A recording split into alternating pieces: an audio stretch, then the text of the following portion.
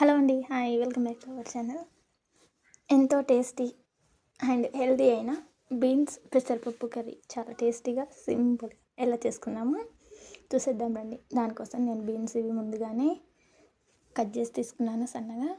ఒక అరగంట ముందు పెసరపప్పు కూడా నానబెట్టేసుకున్నాను.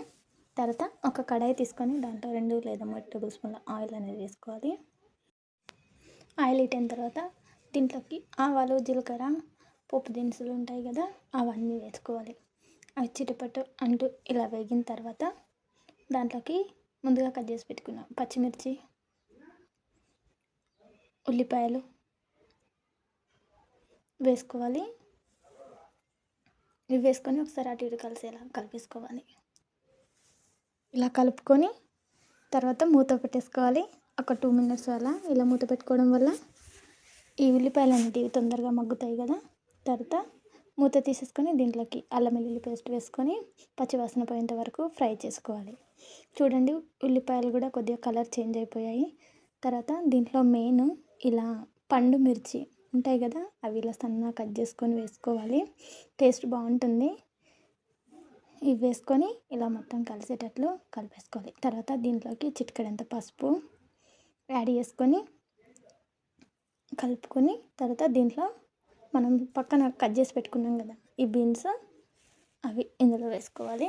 ఇవి వేసుకొని మొత్తం కలిసేటట్లు ఒకసారి బాగా కలిపేసుకోవాలి. ఇలా కలుపుకొని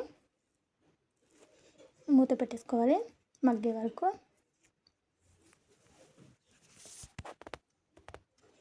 తర్వాత మూత తీస్తే చూడండి, కొద్దిగా కలర్ చేంజ్ అవుతుంది.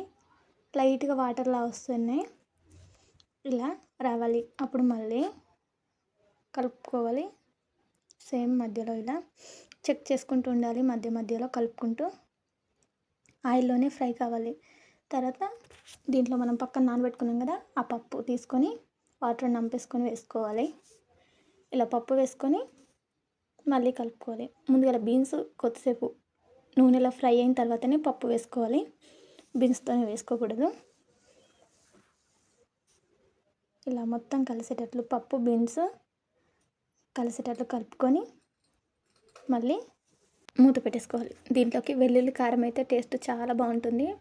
వీటికి మూత పెట్టేసి నేను పక్కన 4-5 వెల్లిపాయలు రుచికి సరిపడా కారం వేసుకొని కచ్చప దంచి తీసుకున్నాను. తర్వాత ఈ కారాన్ని తీసుకెళ్ళి ఈ బీన్స్లో వేసుకొని ఒకసారి కలుపుకోవాలి. ఇలా కలుపుకొని 2 minutes వదిలేస్తే super tasty beans curry ready. ఇలా పక్కన తీసేసుకొని వేడివేడి అన్నంలోకి వేసుకుంటే సూపర్గా ఉంటుంది. వీడియో నచ్చితే లైక్ చేయండి,